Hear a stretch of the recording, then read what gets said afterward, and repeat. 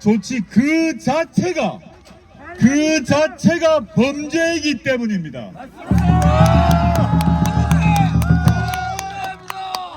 온 국민을 경악에 빠뜨리고 온 국민이 지금 이 야밤의 밤을 새도록 만들고 두려움과 공포와 걱정의 도가니로 대한민국을 빠뜨리고 난 뒤에 아무 일도 없었다는 것이 계엄 해제합니다.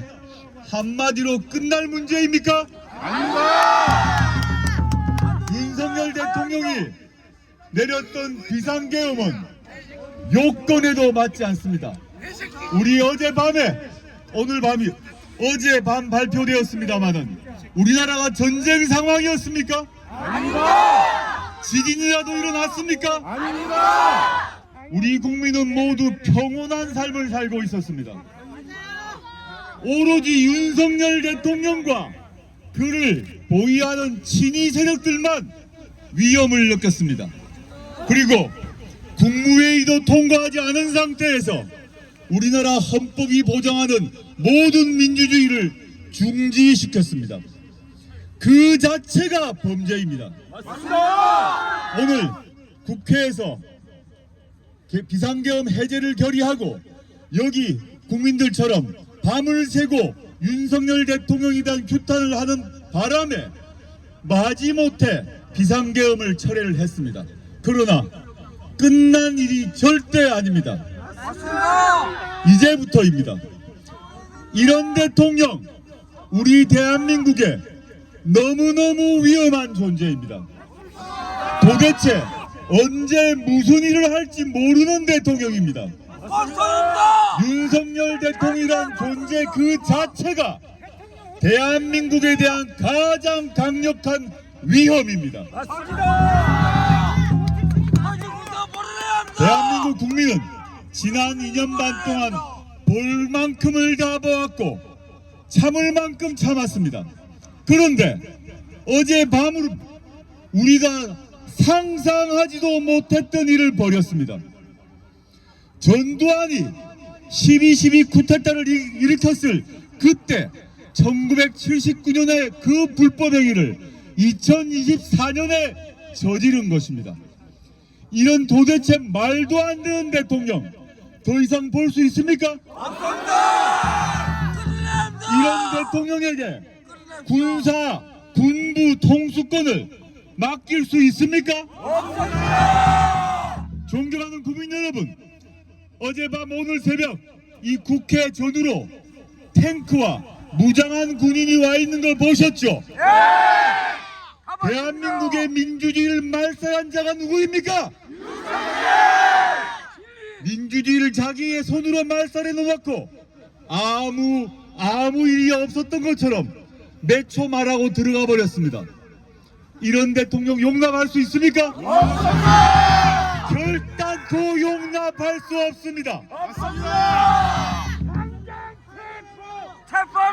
윤석열 대통령이야말로 대한민국의 적입니다. 윤석열 대통령이야말로 민주주의의 적입니다. 윤석열 대통령이야말로 대한민국 헌법의 파괴자입니다. 이런 사람을 대통령으로 하루라도 더 유지하게 하는 한 대한민국과 민주주의와 헌법이 위태로워집니다. 이제 존경하는 국민 여러분, 이제 결단을 해야 될 때가 왔습니다. 결단을 해야 될 때가 왔습니다. 조국혁신당은 탄핵을 선도적으로 주장해 왔습니다. 수많은 증거가 나왔습니다. 그렇지만 어젯밤만큼 모든 국민이 다 본 증거만큼 어젯밤의 불법이기만큼 더 확실한 저 증거가 있었습니까? 저기 국회 여러분들의 대표자가 국정을 논하는 저 국회 안에 총칼을 든 군인들이 진주했습니다. 국회 앞에 탱크와 장갑차가 들이닥쳤습니다. 만약에 국민들께서 막아주지 못하셨다면 우리가 서울의 봄 영화에서 보았던 장면이 벌어졌을 것입니다.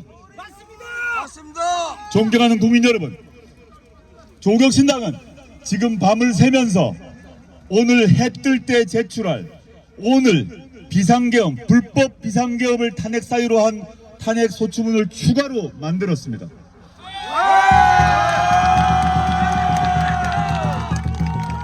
민주당과 함께 진보당, 사회민주당, 기본소득당, 개혁신당 다 합해서 탄핵을 즉각 추진할 것입니다. 오늘 비상계엄 해제 투표에 국민의힘 국회의원도 17분이 참석했습니다. 더 참석할 것이라고 생각합니다. 존경하는 국민 여러분, 오늘 윤석열 대통령이 항복하는 척 했습니다. 항복했다고 끝날 문제가 아닙니다. 헌법을 파괴하는 범죄를 저지른 자를 절대 그냥 둘 수는 없습니다. 오늘부터가 시작입니다. 이제 해가 뜨면, 조만간 해가 뜰 것입니다.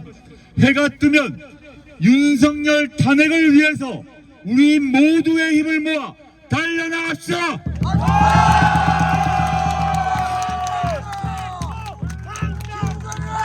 존경하는 국민 여러분, 구호 한번 외치고 이 추운 겨울 구호 한번 외치고 귀가하시길 바랍니다.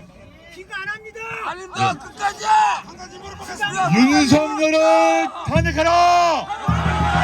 탄핵하라! 탄핵하라! 한 번 더 하겠습니다. 윤석열을 탄핵하라! 한 말씀 더 드리겠습니다.